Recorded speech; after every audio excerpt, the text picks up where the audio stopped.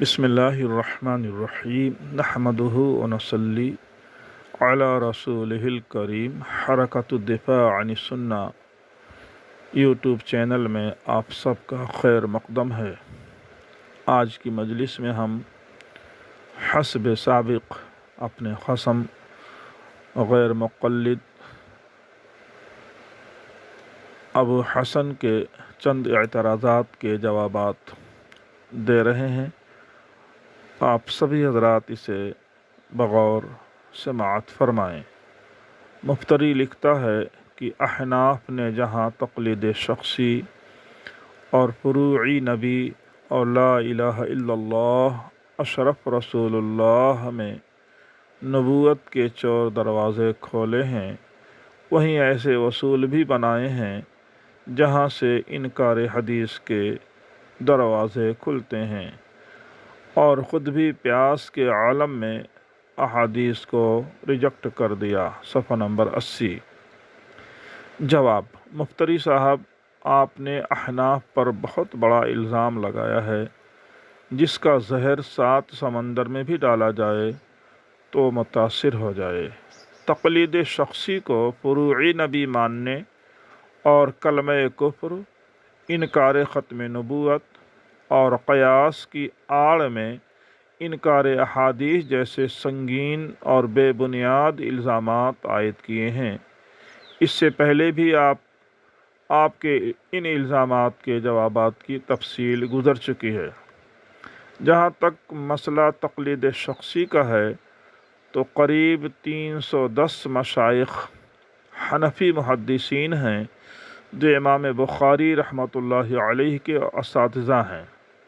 اگر تقلید شخصی کی وجہ سے وہ کافر ہوئے تو امام بخاری کی ساری حدیثیں جو مقلدین سے لی گئی ہیں، کیا وہ حدیث رسول سمجھی جائیں گی یا اسے دیوار پر پھینک ماریں گے؟ مکمل شیعہ پلاننگ کے تحت آپ لوگ امت کو ڈھانے کی کوشش میں اپنی خفیہ شیعیت کو عملی جامہ پہنانے کی بھرپور کوشش جاری رکھے ہوئے ہیں، اور کھانے کے دانت الگ اور دکھانے کے الگ ہیں۔ یہ بات سمجھ میں نہیں آ رہی ہے کہ جس قوم کی قیادت ہری چند ولد دیوان عرف مولوی ابو الحسن محی الدین مصنف ظفر المبین ہو یا عبدالحق بنارسی رافضی ہو، اس کا انجام کیا ہوگا؟ اور ہم اہل سنت والجماعت دیوبند میں یہ کفریہ کلمہ لا الہ الا اللہ اشرف رسول اللہ ایک لمحے کے لیے بھی آل دیوبند میں سے کوئی ادنا سے ادنا مسلمان نہیں پڑھ سکتا، کیونکہ ہم خاتم النبیین والمرسلین حضرت محمد الرسول اللہ صلی اللہ علیہ وسلم پر ایمان لا چکے ہیں، اور اعلانیہ یہ عقیدہ رکھتے ہیں کہ نبی آخر الزماں کے بعد جو بھی نبوت کا دعویٰ کرے یا کسی دوسرے کو نبی مانے وہ کافر ہے، خواہ وہ کوئی بھی ہو۔ ایسا مزعومہ فروعی نبی غیر مقلدین کے لیے مبارک ہو۔ وہ اپنے قادیانی اور رافضی بھائیوں کے لیے دلیل فراہم کرتے ہیں اور بہتان اور جھوٹا الزام لگا کر اپنی عاقبت کو برباد کرتے ہیں۔ شاید بھول گئے کہ غیر مقلدین حسب ضرورت غیر اللہ سے امداد تک سے نہیں چکتے، غائبانہ ابن قیم اور قاضی شوکانی کو مدد کے لیے پکارتے ہیں۔ قبل دین مدد، کعبہ دین مدد، ابن قیم مدد، قاضی شوکانی مدد۔ رہا تیسرا الزام کہ قیاس کی آڑ میں احادیث کو مسترد کرنے کا، تو مفتری صاحب کو معلوم ہونا چاہیے کہ احناف قیاس اسی وقت کرتے ہیں جب 3 اصولوں میں سے کوئی دلیل نہ مل سکے۔ اگر کوئی قول صحابی یا ضعیف حدیث بھی موجود ہے تو وہ قیاس سے احتراز کرتے ہیں۔ اس کی تفصیل ما سبق میں گزر چکی ہے۔ چونکہ اجتہاد اور قیاس ایک شرعی عمل ہے، اس کا اس طرح مذاق اڑا کر اپنی عاقبت کو خراب مت کیجیے۔ فقیہ اور غیر فقیہ کا فرق۔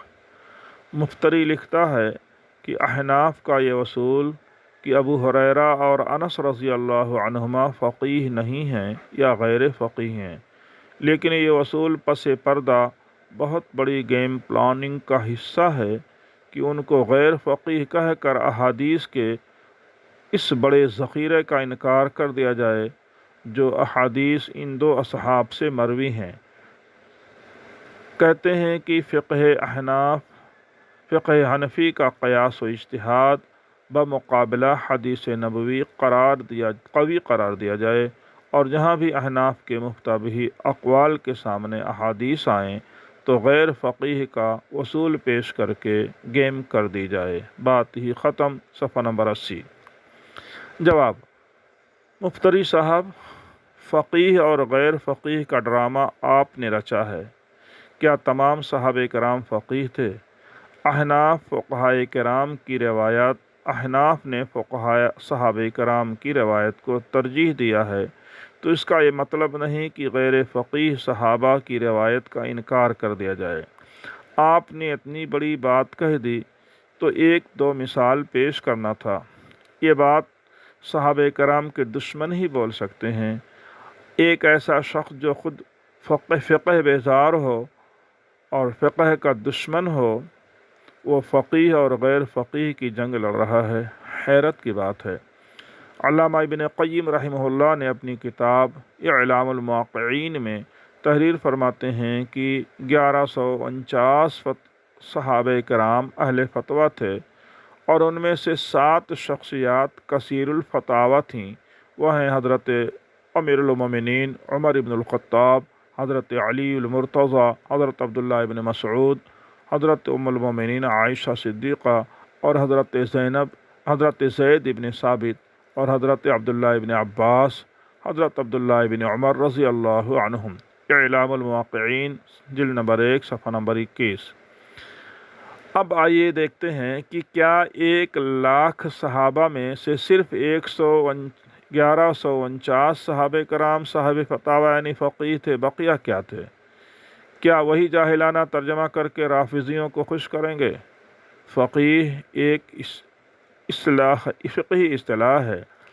اگر کہیں کسی صحابی کے متعلق کسی نے لکھ دیا کہ وہ غیر فقیہ تھے تو آپ لوگ سر آسمان پر اٹھا لیتے ہیں اور اس کا لغوی معنی بتا کر کے تنقیص کا پہلو نکالتے ہیں اور عوام کو گمراہ کرنے کی کوشش کرتے ہیں۔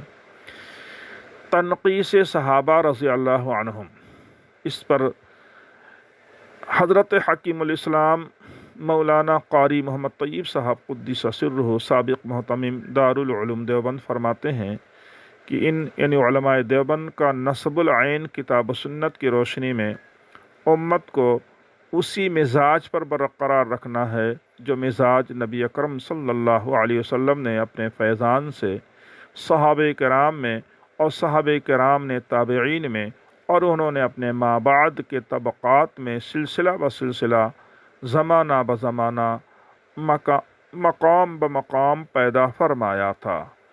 حضرت مولانا مفتی ابو القاسم صاحب محتمم دارالعلوم دیوبند تحریر فرماتے ہیں کہ جمہور اہل سنت الجماعت کی شانہ بشانہ علماء دیوبند کا موقف یہی ہے کہ الصحابۃ کلہم عدول، یعنی صحابہ سب کے سب عادل ہیں، جو اختلافات کے فتنے میں مبتلا ہوئے وہ بھی، اور جو دوسری علماء دیوبند صحابہ کرام کی عظمت و جلالت میں کسی تفریق کے قائل نہیں ہیں۔ کسی کو لائق محبت سمجھیں تو کسی کو لائق عداوت، کسی کی مدح میں رطب اللسان رہیں تو کسی کے حق میں تبرعی بن جائیں۔ ان کے نزدیک تمام صحابہ کرام شرف صحابیت میں یکساں ہیں، البتہ ان میں فرق مراتب ہیں۔ یہ جمہور کا قول معتبر ہے۔ علماء دیوبند کسی صحابی کی شان میں گستاخی تو دور کی بات ہے، ایسی بات کو بھی روا نہیں رکھتے جو ان کے منصب و عظمت کی شایان شان نہ ہو۔ مفتری نے علماء دیوبند پر تنقیص صحابہ کے ارتکاب کا الزام لگایا ہے۔ یہ مشہور تبرعی غیر مقلد محمد زبیر صادق آبادی کے کتاب سے سرقہ کیا ہے، کیونکہ اس کا حوالہ نہیں ہے، اور اس نے بطور ثبوت मौलाना इस्माइल झंगवी और शेखुल इस्लाम मुफ्ती तकी उस्मानी साहब और शेखुल इस्लाम मौलाना हुसैन अहमद मदनी की इबारत नकल की है। मुफ्तरी के दिमाग में असबियत का गोबर भरा हुआ है, इसलिए उन बुज़ुर्गों की इबारत में तनक़ीस का पहलू निकलता है। मुफ्तरी साहब ज़रा इंसाफ और सच्चाई को इख्तियार करें, इंदल्लाह हिसाब देना है। तोहफ़ा अहले हदीस के मुसन्निफ़ मौलाना इस्माइल झंगवी ने क्या गुनाह किया? उन्होंने हक़ बात कही कि नबी करीम सल्लल्लाहु अलैहि वसल्लम के अमल के बिलमुक़ाबिल किसी सहाबी का कौल हमारे लिए दलील नहीं है। आपको इतना भी शऊर नहीं, उनमें सहाबी की तनक़ीस का कौन सा पहलू है?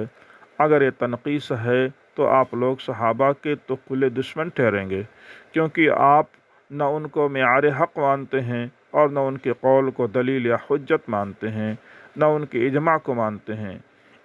उस अब्दुल्लाह बिन मसऊद की कौन सी तनक़ीस हो गई? इसमें अब्दुल्लाह बिन मसऊद रज़ी अल्लाह तआला अन्हु की कौन सी तनक़ीस हो गई? आप लोग सहाबा के कौल को मुस्तरद करते हैं, शायद इसका नाम ताज़ीम है। इसी तरह शेखुल इस्लाम मुफ्ती तकी उस्मानी साहब दामत बरकातुहुम की इबारत में है कि हदीस मरफू के बिलमुक़ाबिल किसी सहाबी का असर या इज्तिहाद हुज्जत नहीं। इसमें कौन सी तनक़ीस है? तीसरा एतराज़ आपने शेखुल इस्लाम मौलाना हुसैन अहमद मदनी रहमतुल्लाह अलैह के बारे में लिखा है कि उन्होंने एक मुनक़ती रवायत को सहीह के बिलमुक़ाबिल कबूल नहीं किया। ज़ाहिर सी बात है कि हदीस सहीह के मुक़ाबिल सहाबी का कौल किस तरह हुज्जत बनेगा? हम इस पर तंज़ कैसे करेंगे? ज़ुल्फ़े हयात कैसे संवारोगे तुम, अमीर जब है कोई ज़ुल्फ़े परेशान किए हुए। आज के लिए बस, इंशाअल्लाह ये सिलसिला जारी रहेगा।